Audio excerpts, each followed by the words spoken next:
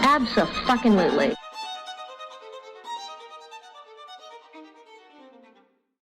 What is your take or your point of view when it comes to perfectionism? And do you have like any history with the word perfectionism?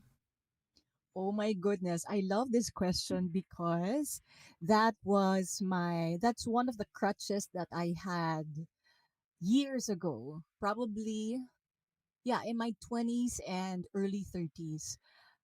I was struggling with perfectionism because I felt the pressure to always perform or always be the best.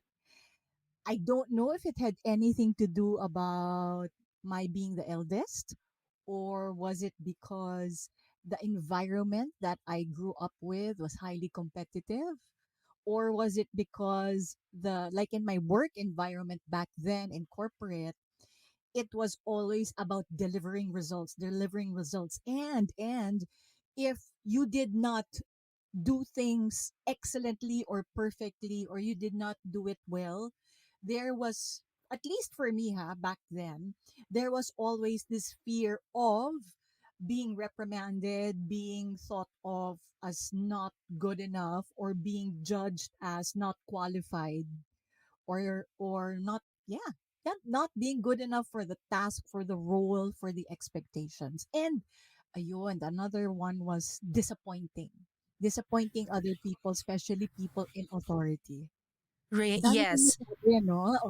Pero totoo yan. Yes, yes. I am like a bubble, figure na. Yes, yes, I can really resonate to what you're saying kasi Mm. I don't know if it's also a factor na babae tayo that we have to double prove ourselves, especially if your work is on sales, marketing. Slight mistake, it will cost you a lot of things. Marami kang like you said, madidisappoint, may hindi mai-impress sa'yo, and therefore feeling mo Mm. it's holding you back, it's holding your career back.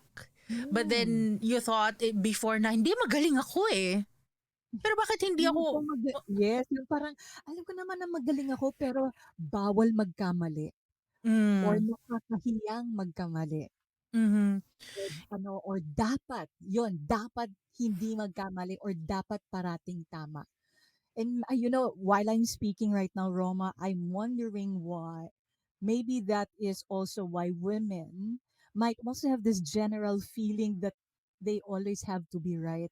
In relationships, di ba? Parang the Yes. women are always right.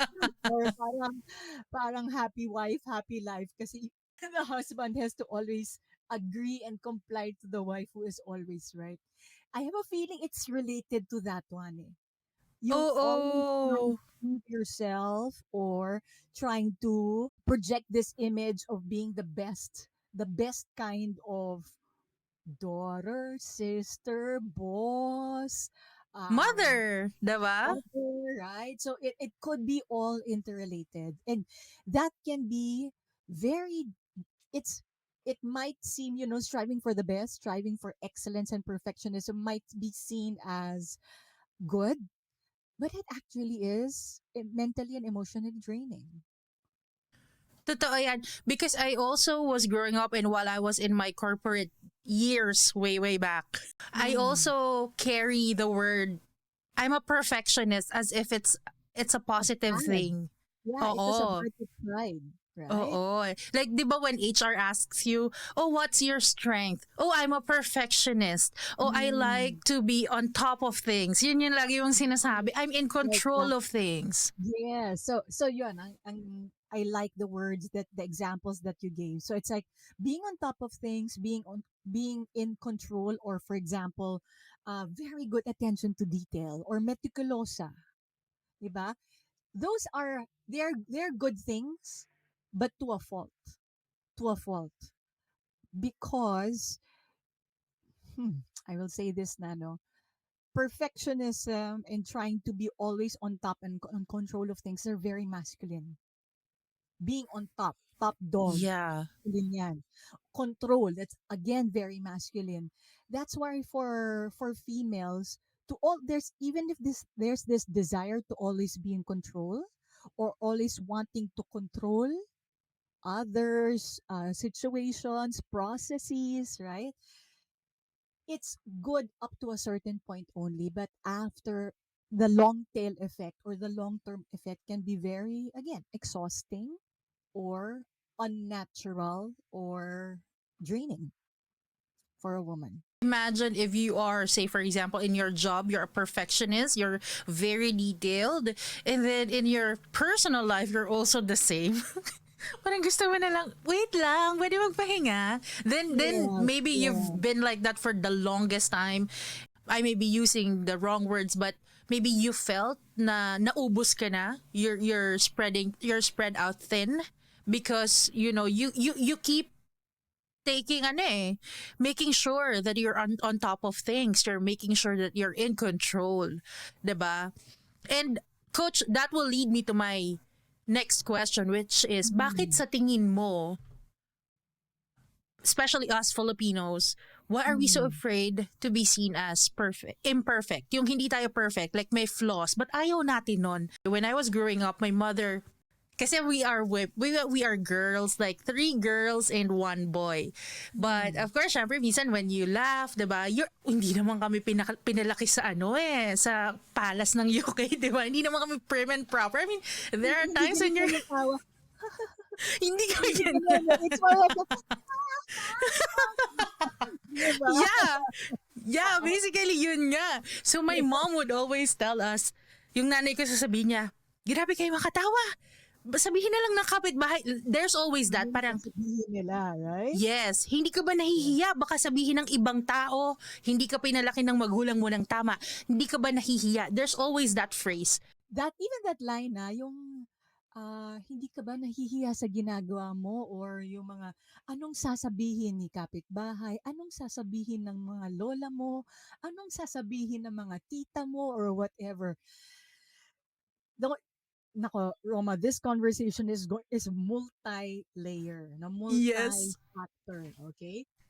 Because a lot of it stems from shame or hiya in Filipino. So ang hiya has many dimensions to it. Yun, nakakahiya, napahiya, pinahiya. There are different dimensions, and well, depends on what you say, diba? You can imagine what all of it is about. It's about saving face.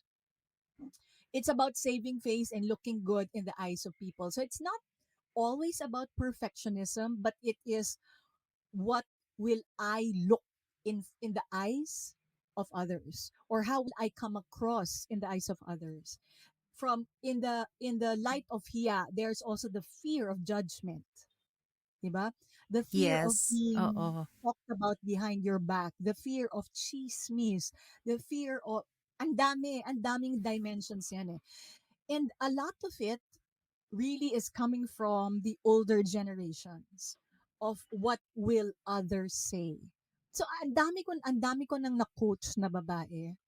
Many of the fears are that one. What will my parents say?